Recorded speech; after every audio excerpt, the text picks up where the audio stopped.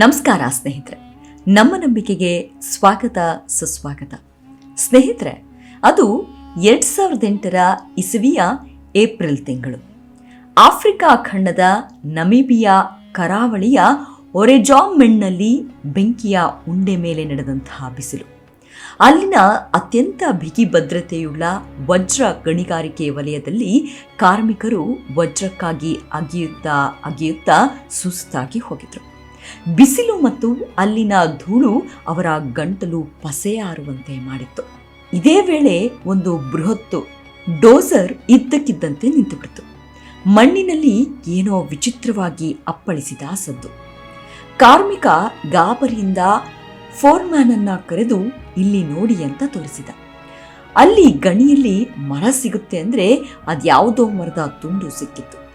ಅಗೆದ ಜಾಗದಲ್ಲಿ ಅರಮನೆಯ ಬಾಗಿಲುಗಳಷ್ಟು ದಪ್ಪವಿರುವ ಕಪ್ಪು ಮರದ ದಿಮ್ಮೆಗಳು ಪತ್ತೆಯಾದವು. ಕೂಡಲೇ ಫೋರ್ಮ್ಯಾನ್ ಇನ್ನೂ ಅಗೆಯಲು ಹೇಳಿದ. ಮರದ ಜೊತೆಗೆ ಶತಮಾನಗಳಿಂದ ಹಸಿರು ಕಲೆಯಿಂದ ಜಿಡ್ಡುಗಟ್ಟಿದ್ದ ವಿಚಿತ್ರ ಆಕಾರದ ಲೋಹದ ಗಟ್ಟಿಗಳು ಹೊರಬಿದ್ವು. ಆ ಲೋಹದ ವಸ್ತುಗಳು ಎಷ್ಟು ಭಾರವಾಗಿದ್ವು ಅಂದ್ರೆ ಮನುಷ್ಯರು ಎತ್ತಿ ಹಿಡಿಯಲಾರದಷ್ಟು ಭಾರವಾಗಿದ್ವು. ಇಲ್ಲಿ ವಜ್ರ ಅಲ್ಲ, ಅದಕ್ಕಿಂತಲೂ ದೊಡ್ಡ ಇತಿಹಾಸ ತುಂಬಿಕೊಂಡಿರೋ ಯಾವುದೋ ವಸ್ತು ಈ ಮರಳಿನಲ್ಲಿ ಹುದುಗಿ ಹೋಗಿದೆ ಅನ್ನೋದು ಅಲ್ಲಿನವರಿಗೆ ಖಾತ್ರಿಯಾಗಿತ್ತು. ಪುರಾತತ್ವ ಇಲಾಖೆಯ ಮುಖ್ಯಸ್ಥ ಡಾಕ್ಟರ್ ಸ್ಟ್ಯಾಂಡರ್ಡ್ಸ್ಗೆ ಬುಲಾವ್ ಹೋಯಿತು. ತಮ್ಮ ಸಣ್ಣ ತಂಡದೊಂದಿಗೆ ಸ್ಥಳಕ್ಕೆ ದೌಡಾಯಿಸಿ ಬಂದರು. ಸ್ಟ್ಯಾಂಡರ್ಡ್ಸ್ ಅಲ್ಲಿನ ವಸ್ತುಗಳನ್ನು ನೋಡಿ ವಿಸ್ಮಿತರಾಗಿ ಹೋದರು. ಅವು ಹಡಗಿನ ಅವಶೇಷಗಳು. ಆದರೆ ಈ ಮರುಭೂಮಿಯ ಕರಾವಳಿಯಲ್ಲಿ ಇದು ಹೇಗೆ ಸಾಧ್ಯ ಅಂತ ಉದ್ಘರಿಸಿದರು. ಬಳಿಕ ಶೋಧ ಕಾರ್ಯ ಮುಂದುವರೆಸಲಾಯಿತು. ಮರಳಿನ ರಾಶಿಯ ಕೆಳಗೆ 6 ಬೃಹತ್ ಸುಂದರವಾಗಿ ಕೆತ್ತಿದ ಕಂಚಿನ ಪಿರಂಗಿಗಳು ಪತ್ತೆಯಾದವು. ಅದರ ಮೇಲೆ ಪೋರ್ಚುಗೀಸ್ ಲಾಂಛನಗಳನ್ನು ಕೆತ್ತಲಾಗಿತ್ತು. ಆ ಬಳಿಕ ಸಿಕ್ಕಿದ್ದೇ ಒಂದು ಸೀಮೆ ಸುಣ್ಣದ ಹಲಗೆ. ಅದರ ಮೇಲೆ ಬಾಂಬ್ ಜೀಸಸ್ ಎಂದು ಸ್ಪಷ್ಟವಾಗಿ ಬರೆದಿತ್ತು. ಆ ಬರಹ ನೋಡ್ತಿದ್ದಂತೆ ಇಡೀ ತಂಡದ ಮೈ ಜುಮ್ಮೆನಿಸುತ್ತದೆ. ಯಾಕೆಂದ್ರೆ 475 ವರ್ಷಗಳ ಹಿಂದೆ ನಿಗೂಢವಾಗಿ ನಾಪತ್ತೆಯಾಗಿದ್ದ ಹಡಗಿನ ಹೆಸರು ಅದಾಗಿತ್ತು. ಅದು 4 ಶತಮಾನಗಳ ಮೌನ. ಆ ಹಡಗು ಸಮುದ್ರದೊಳಗಲ್ಲ, ಮರಳಿನಡಿಯಲ್ಲಿ ಸಮಾಧಿಯಾಗಿ ಹೋಗಿತ್ತು. ಪ್ರಪಂಚದ ಅತಿ ದೊಡ್ಡ ಹಳೆಯ ಹಡಗಿನ ನಿಧಿ ಈಗ ಹೊರಬರುತ್ತಿದೆ ಅಂತ ಇಡೀ ಜಗತ್ತೇ ಅಚ್ಚರಿಗೆ ಒಳಗಾಯಿತು.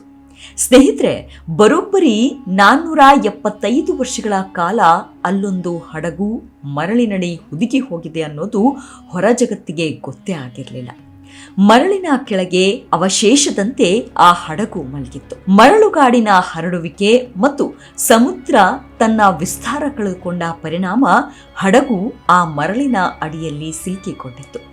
ಅಂದಹಾಗೆ ಆ ಹಡಗಿನ ಹೆಸರು ಬಾಂಬ್ ಜೀಸಸ್. ಬಾಂಬ್ ಜೀಸಸ್ ಅಂದ್ರೆ ಗುಡ್ ಜೀಸಸ್ ಎಂದರ್ಥ.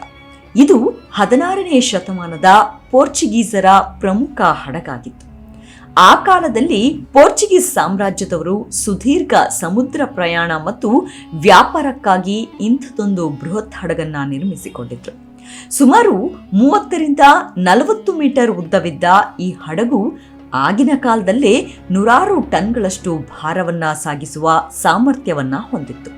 ಪುರಾತತ್ವ ಪುರಾವೆಗಳ ಪ್ರಕಾರ ಇದು ಸುಮಾರು 300ರಿಂದ 400 ಟನ್ ಹೊರುವ ಸಾಮರ್ಥ್ಯ ಹೊಂದಿತ್ತು ಅಂತ ಅಂದಾಜಿಸಲಾಗಿದೆ. ಇದು ವ್ಯಾಪಾರದ ಹಡಗಾಗಿದ್ದರೂ ಇದನ್ನ ಕಡಲಗಳ್ಳರ ವಿರುದ್ಧ ಹೋರಾಡಲು ಸನ್ನದ್ಧವಾಗಿಡಲಾಗಿತ್ತು. ಅಂದ್ರೆ ಹಡಗಿನಲ್ಲಿ ಭಾರವಾದ ಕಂಚಿನ ಪಿರಂಗಿಗಳು ಅಳವಡಿಸಲಾಗಿತ್ತು.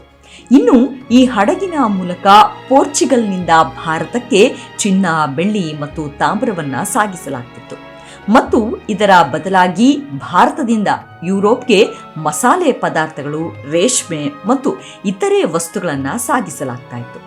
ಇಂಥ ಬಾಂಬ್ ಜೀಸಸ್ನ ಕೊನೆಯ ಪ್ರಯಾಣ ಮಾತ್ರ ಪೋರ್ಚುಗೀಸ್ ಇತಿಹಾಸದಲ್ಲಿ ಒಂದು ದುರಂತದ ಅಧ್ಯಾಯವಾಗಿ ಉಳಿದು ಹೋಯಿತು. ಅದು ಮಾರ್ಚ್ 7, 1533. ಪೋರ್ಚುಗಲ್ನ ಲಿಸ್ಬನ್ನಿಂದ ಹೊರಡಲು ಸಿದ್ಧವಾಗಿ ನಿಂತಿತ್ತು.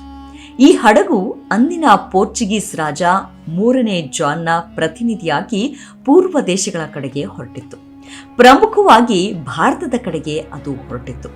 ಆ ಹಡಗಿನ ಒಳಗೆ ಚಿನ್ನ, ಬೆಳ್ಳಿ, ಸಾವಿರಾರು ತಾಮ್ರದ ಗಟ್ಟಿಗಳು ಜೊತೆಗೆ ಅಪಾರ ಸಂಪತ್ತು ತುಂಬಲಾಗಿತ್ತು. ನಾವಿಕರು, ಧಾರ್ಮಿಕ ಗುರುಗಳು ಹಡಗು ಹತ್ತಿ ಕುಳಿತಿದ್ರು. ಆಗ ಆ ಹಡಗಿಗೆ ಕ್ಯಾಪ್ಟನ್ ಆಗಿದ್ದವನು ಡೋಮ್ ಫ್ರಾನ್ಸಿಸ್ಕೋ ಡಿ ನೊರಾಹಾ. ಭಾರಿ ವ್ಯಾಪಾರದ ಗುರಿ ಹೊತ್ಕೊಂಡು ಆ ಹಡಗು ಕಡಲು ಬಿಟ್ಟಿತ್ತು. ಆದರೆ ಆಫ್ರಿಕಾದ ದಕ್ಷಿಣ ತುದಿಯನ್ನ ತಲುಪಿದಾಗ ಇಂದಿನ ನಮೀಬಿಯಾ ಕರಾವಳಿಯ ಬಳಿ ಭಯಾನಕ ಹವಾಮಾನಕ್ಕೆ ಸಿಲುಕಿತ್ತು. ಕೇಪ್ ಕ್ರಾಸ್ ಮತ್ತು ಕೇಪ್ ಆಫ್ ಗುಡ್ ಹೋಪ್ ನಡುವಿನ ಕರಾವಳಿ ಪ್ರದೇಶದಲ್ಲಿ ನಡೆಯಬಾರದ್ದೇ ನಡೆದು ಹೋಯಿತು. ಈ ಪ್ರದೇಶ ನೌಕಾಯಾನಕ್ಕೆ ಅತ್ಯಂತ ಅಪಾಯಕಾರಿ. ಅನಿರೀಕ್ಷಿತ ಮತ್ತು ಪ್ರಬಲವಾದ ದಕ್ಷಿಣ ಆಫ್ರಿಕಾದ ಚಂಡಮಾರುತಗಳು ಇಲ್ಲಿ ಆಗಾಗ ಏಳಿತು. ಅವತ್ತು ಕೂಡ ಇಂತಹ ಚಂಡಮಾರುತಕ್ಕೆ ಬೋಮ್ ಜೀಸಸ್ ಹಡಗು ಸಿಲುಕಿತ್ತು. ಸಮುದ್ರದ ತೀವ್ರ ಬಿರುಗಾಳಿಯಿಂದಾಗಿ ಹಡಗು ದಿಕ್ಕು ತಪ್ಪಿತ್ತು.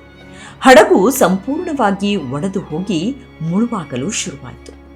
ಬಳಿಕ ದಡಕ್ಕೆ ಬಂದು ಅಪ್ಪಳಿಸಿತ್ತು. 5 ಶತಮಾನಗಳವರೆಗೆ ಆ ಹಡಗು ಎಲ್ಲಿ ಹೋಯಿತು, ಅದರಲ್ಲಿದ್ದ ಸಂಪತ್ತು ಏನಾಯಿತು ಅನ್ನೋದು ಗೊತ್ತೇ ಆಗಲಿಲ್ಲ. ಈ ಹಡಗಿನ ಭಗ್ನಾವಶೇಷಗಳು ಸಮುದ್ರದಿಂದ ಹಿಂದಕ್ಕೆ ಸರಿದ ಮರಳಿನ ಕೆಳಗೆ ಸಂಪೂರ್ಣವಾಗಿ ಹೂತು ಹೋಯಿತು. ಇಡೀ ಜಗತ್ತಿನ ಕಣ್ಣಿನಿಂದ ಮರೆಯಾಯಿತು. ಬದುಕುಳಿದವರ ಬಗ್ಗೆ ಮಾಹಿತಿಯೂ ಸಿಗಲಿಲ್ಲ. ಹಡಗು ಏನಾಯ್ತು ಅನ್ನೋದು ಗೊತ್ತಾಗಲಿಲ್ಲ. ಹೀಗಾಗಿ ಹಡಗಿನ ನಾಪತ್ತೆ ಕೇವಲ ಒಂದು ಕಳೆದು ಹೋದ ದಾಖಲೆಯಾಗಿ ಸುಮಾರು 475 ವರ್ಷಗಳ ಕಾಲ ಉಳಿದು ಹೋಯಿತು.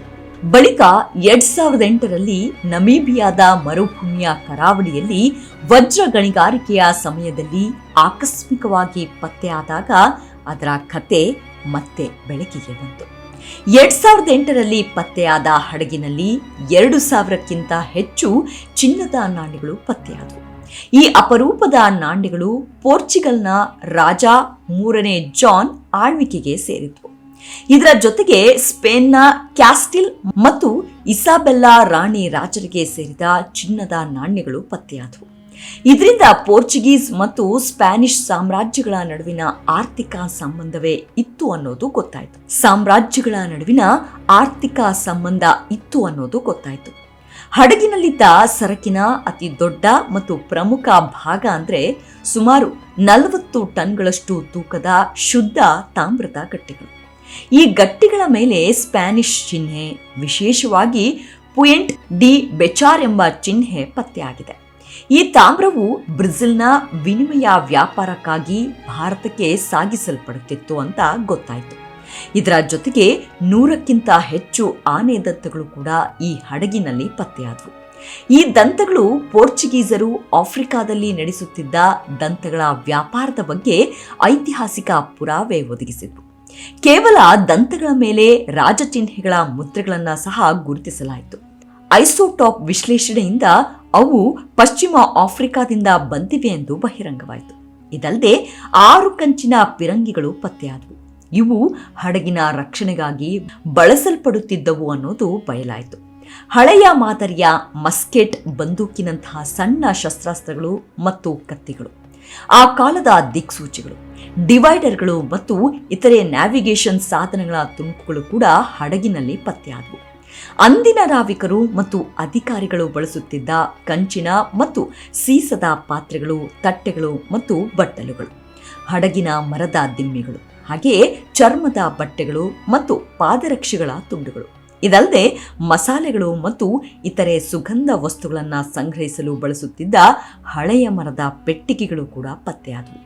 ಈ ಸಂಪತ್ತಿನಿಂದ 16ನೇ ಶತಮಾನದ ಪೋರ್ಚುಗೀಸ್ ಇತಿಹಾಸ, ವ್ಯಾಪಾರ ಮತ್ತು ಸಂಪರ್ಕಗಳ ಬಗ್ಗೆ ಅಗಾಧವಾದ ಮಾಹಿತಿ ಹೊರಬಿತ್ತು. ಸುಮಾರು 5 ವರ್ಷಗಳ ಕಾಲ ಮಣ್ಣಿನಲ್ಲಿ ಹೂತು ಹೋಗಿದ್ದ ಪೋರ್ಚುಗೀಸರ ಬೃಹತ್ ಹಡಗು ಪತ್ತೆಯಾಗ್ತಾ ಇದ್ದಂತೆ ನಮೀಬಿಯಾ ಸರ್ಕಾರ ಎಚ್ಚೆತ್ತುಕೊಳ್ತು. ವಜ್ರ ಗಣಿಗಾರಿಕೆ ಕಂಪನಿಯಾದ ಡಿ ಬಿರ್ಸ್ ಮತ್ತು ನಮೀಬಿಯಾದ ಗಣಿ ಮತ್ತು ಇಂಧನ ಸಚಿವಾಲಯ ತಕ್ಷಣವೇ ಆ ಪ್ರದೇಶವನ್ನ ಸಂಪೂರ್ಣವಾಗಿ ಭದ್ರಗೊಳಿಸಿ ನಿಧಿಯನ್ನ ರಕ್ಷಿಸಿದ್ರು. ಆದರೆ ಸಂಪತ್ತು ಯಾರಿಗೆ ಸೇರುತ್ತೆ ಅನ್ನೋದು ವಿವಾದ ಹುಟ್ಟಲು ಕಾರಣವಾಯಿತು. ಹಡಗು ನಮೀಬಿಯಾದ ಕಡಲ ಗಡಿಯೊಳಗೆ ನಿರ್ದಿಷ್ಟವಾಗಿ ಅದರ ಕರಾವಳಿ ಗಣಿಗಾರಿಕೆ ವಲಯದಲ್ಲಿ ಪತ್ತೆಯಾಯಿತು. ನಮೀಬಿಯಾದ ಕಾನೂನಿನ ಪ್ರಕಾರ ತಮ್ಮ ಭೂಪ್ರದೇಶದಲ್ಲಿ ಸಿಕ್ಕಿರುವ ಯಾವುದೇ ಪತ್ತೆಯಾದ ವಸ್ತು ದೇಶದ ರಾಷ್ಟ್ರೀಯ ಸಾಂಸ್ಕೃತಿಕ ಪರಂಪರೆಗೆ ಸೇರುತ್ತದೆ ಎಂದು ಅದು ಪ್ರತಿಪಾದಿಸಿತ್ತು. ಮತ್ತೊಂದು ಕಡೆ ಅಂತಾರಾಷ್ಟ್ರೀಯ ಕಡಲ ಕಾನೂನಿನ ಪ್ರಕಾರ ಸೋವರ್ಜಿನ್ ಇಮ್ಯುನಿಟಿ ನಿಯಮದ ಅಡಿಯಲ್ಲಿ ಹಡಗುಗಳು ಮುಳುಗಿದರೂ ಅವು ಮೂಲ ದೇಶದ ಆಸ್ತಿಯಾಗಿ ಉಳಿಯುತ್ತವೆ ಎಂದು ಪೋರ್ಚುಗಲ್ ವಾದಿಸಿತ್ತು. ದೀರ್ಘ ಮಾತುಕತೆಗಳ ನಂತರ ಪೋರ್ಚುಗಲ್ ಸರ್ಕಾರ ದೊಡ್ಡ ಮನಸ್ಸು ಮಾಡಿತ್ತು ಮತ್ತು ಸಂಪತ್ತಿನ ಮೇಲಿನ ತನ್ನ ಹಕ್ಕನ್ನ ತ್ಯಜಿಸಲು ನಿರ್ಧರಿಸಿತ್ತು. ಪೋರ್ಚುಗಲ್ ನಮೀಬಿಯಾದೊಂದಿಗಿನ ತಮ್ಮ ಐತಿಹಾಸಿಕ ಮತ್ತು ಸ್ನೇಹ ಸಂಬಂಧವನ್ನು ಗೌರವಿಸಿ ಸಮಸ್ತ ನಿಧಿಯನ್ನು ನಮೀಬಿಯಾ ದೇಶವೇ ಇರಿಸಿಕೊಳ್ಳಲು ಅನುಮತಿ ನೀಡಿತು. ಹೀಗಾಗಿ ಚಿನ್ನದ ನಾಣ್ಯಗಳು, 40 ಟನ್ ತಾಮ್ರದ ಗಟ್ಟಿಗಳು ಮತ್ತು ಆನೆ ದಂತಗಳು ಸೇರಿದಂತೆ ಸಂಪೂರ್ಣ ಸಂಪತ್ತು ಈಗ ನಮೀಬಿಯಾ ಸರ್ಕಾರದ ಒಡೆತನದಲ್ಲಿದೆ. ಇದಿಷ್ಟು ಬೋಮ್ ಜೀಸಸ್ ಎಂಬ ಹಡಗಿನ ಕುರಿತಾದ ಒಂದಿಷ್ಟು ಮಾಹಿತಿ. ಮುಂದಿನ ವಿಡಿಯೋದಲ್ಲಿ ಮತ್ತೆ ಸಿಗೋಣ. ಅಲ್ಲಿಯವರೆಗೂ ನಿಮ್ಮ ಆರೋಗ್ಯದ ಕಡೆ ಗಮನವಿರಲಿ. Take care. ನಮಸ್ಕಾರ.